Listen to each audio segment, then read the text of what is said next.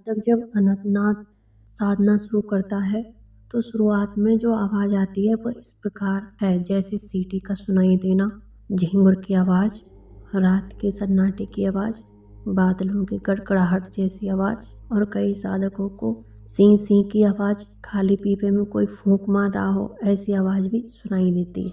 कई सारे सवाल हमारे साधकों ने हमसे मेल के द्वारा पूछे हैं।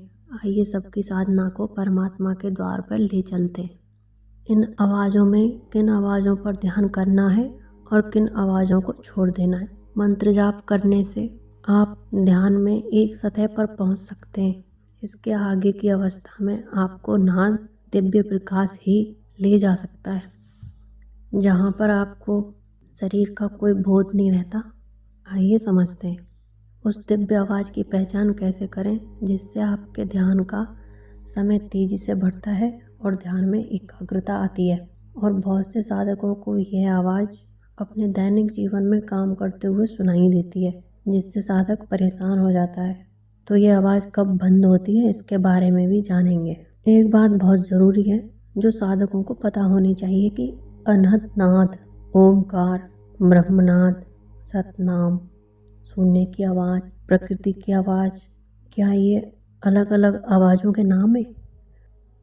संतों महात्माओं ने इन दिव्य आवाज़ों को समय के अनुसार धार्मिक ग्रंथों के अनुसार अलग अलग नाम दिए, इसीलिए आपको इनके अलग अलग नामों से संदेह नहीं करना है। अब बात करते हैं साधक को नाद साधना में कौन सी आवाज़ पर ध्यान करना है।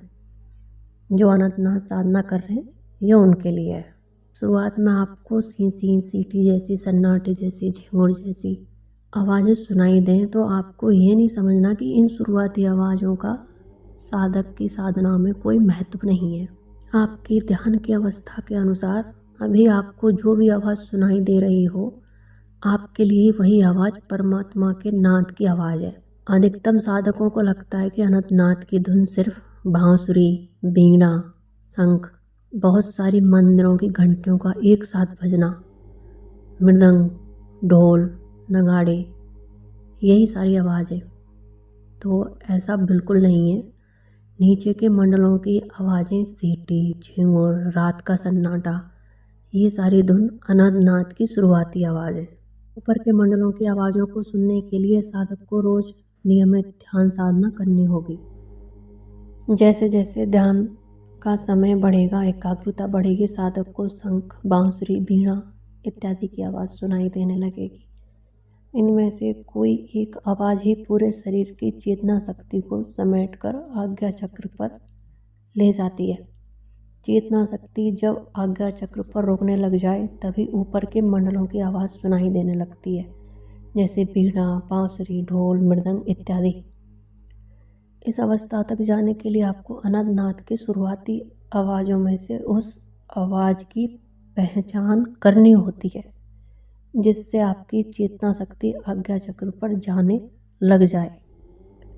जैसे जैसे साधक का ध्यान गहरा होता है वैसे ही उसको एक ही समय में कई सारी ध्वनियाँ सुनाई देने लगती हैं।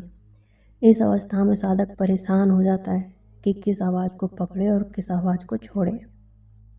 इस अवस्था में आपको क्या करना है, जो भी आपको आवाज़ सुनाई दे रही हो उनमें से माथे के बीचों बीच से यानी आज्ञा चक्र से सबसे तेज कौन सी आवाज़ आ रही है, आप सिर्फ उसी पर ध्यान टिकाए रखें। जब आप शुरुआत में आज्ञा चक्र में एक आवाज़ को सुनने का प्रयास करते हैं तो उस पॉइंट पे आपको झिंगुर, सन्नाटा, सीटी जैसी कई सारी आवाज़ सुनाई देती हैं। इन आवाज़ों में से कई बार इनको सुनते हुए आपको महसूस होता है कि जब भी वह आवाज़ आपको तेज़ सुनाई देती है तो आपके पैरों में या टांगों में या कमर के नीचे के हिस्से में झंझनाहट सी शुरू हो जाती है। हल्की सी कंपन, सनसनाहट सी महसूस होती है। उन तीनों चारों आवाज़ों में से आपके शरीर में इस तरह का बदलाव होता है तो आप समझ जाइए कि यही वह आवाज़ है जिससे आपका ध्यान ऊपर की तरफ खींचने लगा है। वही आवाज़ आपकी चेतना शक्ति को ऊपर की ओर खींच रही है। इस अवस्था में आपको बाकी की आवाज़ों को छोड़ देना है। हालांकि उस वक्त में भी आपको दाएं बाएं या बैकग्राउंड में से आवाज़ें आ रही होंगी, लेकिन आपको अपना ध्यान उस आवाज़ पर टिकाए रखना है जिससे शरीर में सनसनाहट सी महसूस हो रही हो। और शरीर में होने वाली सनसनाहट से घबराना नहीं है, क्योंकि जब चेतना शक्ति ऊपर की तरफ सिमटना चालू करती है तो इस प्रकार के शारीरिक अनुभव होना स्वाभाविक है। यही आवाज़ आपको नाच साधना भजन को अगली अवस्था में ले जाती है। जब आपको ध्यान करते हुए जैसे ही शरीर में सनसनाहट सी होती है तो आपका ध्यान नीचे आ जाता है। आपको तुरंत आपके ध्यान को वापस उस आवाज़ पर ले जाना है। जैसे जैसे आपकी चेतना शक्ति का बहाव हल्का नॉर्मल हो जाता है तो आपकी शारीरिक परेशानी खत्म हो जाती है। जिन साधकों को सिर्फ एक आवाज़ सुनाई देती है, एक साथ कई सारी आवाज़ें अभी उनको सुनाई नहीं देती हैं, तो उनको उसी आवाज़ पर ध्यान लगाना है, चाहे वो आवाज़ दाएं कान से या बाएं कान से आ रही हो। धीरे अभ्यास करने से वो आवाज़ आपको आज्ञा चक्र से ही सुनाई देने लगेगी। कई बार साधक को दाएं बाएं कान से आने वाली आवाज़ें परेशान करती हैं। रात में सोते समय में भी आवाज़ें दोनों कानों से आती है। ऐसा जब तक महसूस होगा जब तक ध्यान में एकाग्रता नहीं आएगी। जैसे ही ध्यान गहरा होता है यह आवाज़ माथे के बीच से सुनाई देने लगती है। यह आवाज़ सहज हो जाती है और धीरे धीरे ये इतनी सहज हो जाती है कि जब भी आप फ्री होते हैं इसको सुनने लगते हैं और आनंद महसूस करने लगते हैं। इसी अभ्यास से आपको बांसुरी, ढोल, मृदंग, नगाड़े, महासमाधि का स्वर, ओमकार सुनाई देने लगता है। परम धाम की प्राप्ति होती है। लेकिन अभी आपको जो भी नाद के रूप में आवाज़ सुनाई दे रही हो उसको बड़े प्रेम और श्रद्धा से सुने। और आगे आप हमें अपनी साधना के बारे में बताएं कि आप कहाँ तक पहुँचे हैं और आगे की साधना में क्या जानना चाहते हैं।